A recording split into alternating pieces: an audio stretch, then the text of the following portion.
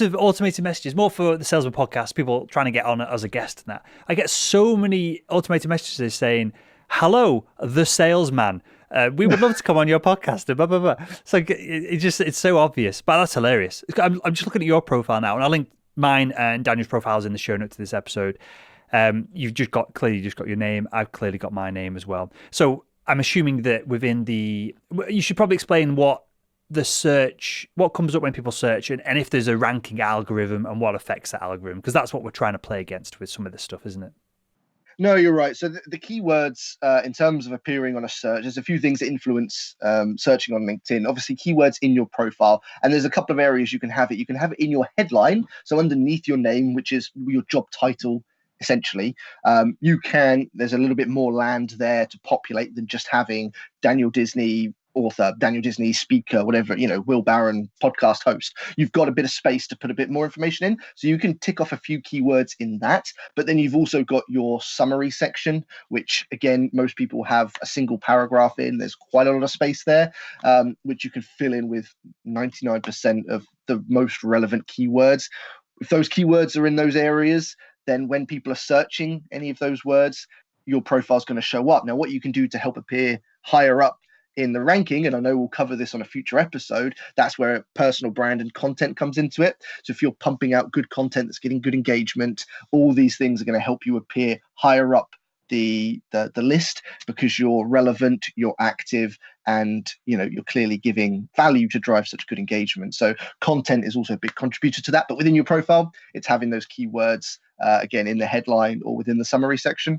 Sure. Should we think of LinkedIn as again, this sounds stupid to say, but as a business, in that they're going to reward people who complete the profile, who have engagement, who are creating content that the platform thrives on? Does LinkedIn reward those individuals more so than just someone who's somewhat famous who never posts? No, massively. It really will. I mean, LinkedIn's goal is to deliver a great user experience. So anything that's going to be delivering good value to the audience, that's what they're going to push, which is why the algorithm's constantly changing to reward the content that's providing the best possible value. So yes, absolutely. The people that are investing time in it, that are going out and giving, aren't just spamming or resharing terrible content. The ones that are out there trying and putting out good value are the ones that are going to get, the most support from LinkedIn as a platform. Perfect. I say, so we've got our name. We can add stuff. We don't have to add stuff.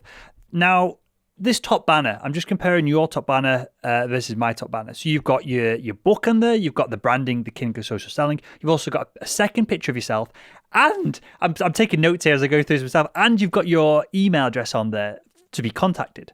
Now, I've just got a picture of Sam the salesman, one of our illustrated characters, and a bit of branding. Do we need all of the elements that you put in your top? Is there a way to? Is it called something? This top logo, does it have a name as opposed to me just calling it the top kind of head hero image? It's referred to the LinkedIn banner. Okay. Sort of, or background is sometimes referred to, but yeah, your LinkedIn banner. I've looked at yours, Will. Yours is really good.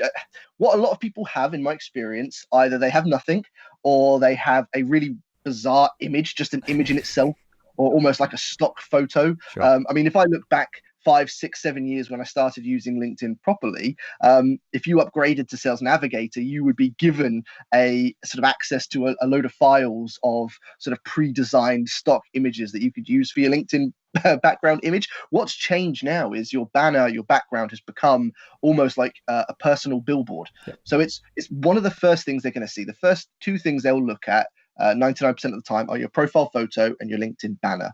And what you want to try and do is plant some seeds. So what I recommend to people, and what I've sort of designed mine around, is you want them to look at it and get an idea of what it is you do, what it is you offer, what it is you provide.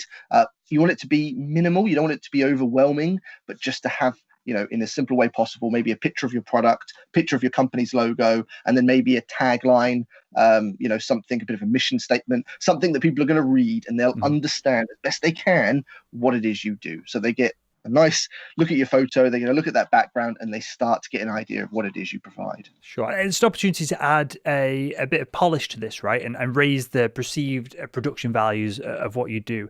I'm just looking at a few, I won't name any names, just who it was popped up in the top corner here as I was on your profile, Daniel. And There's a lot of really terrible images. So I would feel like if I was looking at you as a sales trainer versus this unnamed individual who is on my tab next to you, immediately I just think he cares about what he's doing. There's more effort that's been made. It's more polished. There's a stronger brand. It's very clear what you do. You teach LinkedIn and social selling. And if I wanted to contact you, immediately there's an email address on there as well. And you've got a beautiful smile. So you're clearly a charmer. And even just a t-shirt you wear, and you got the t-shirt on now, like it's just hounding that message home over and over and over. It's trying to be consistent with it. Now, there are two sort of key options that I recommend when it comes to your banner. Now, I used to create mine myself for the last sort of few years on Canva, canva.com. I'm not sure if we can link that in the episode. Free to use, completely free to use. It has LinkedIn banner templates that you can drag and drop, add text, add images. I mean, I'm no graphic designer. If I can use it, I think anyone can. Really simple. My current banner, I actually had it professionally designed. So I'm now seeing there's several companies that have come up over the last year and a bit that provide professional LinkedIn banner creation services. And reasonably priced. I think this is an investment. It's like, I always like to look at it. Your LinkedIn profile is like, it's your digital presence. So, I would go out and have gone out many times and spent tons of money on suits and shirts and ties. We all spend a lot of money on when we're out selling in the real world to look physically smart. And it's applying that same principle to our digital presence, which is your LinkedIn profile, and sometimes putting a bit of money into a professional banner, a professional photo can, make a huge difference, as you've kind of just pointed out, when you compare it to others. Yep. It does help make it stand out. So there are companies that can do it professionally for you and just help elevate it to that next level.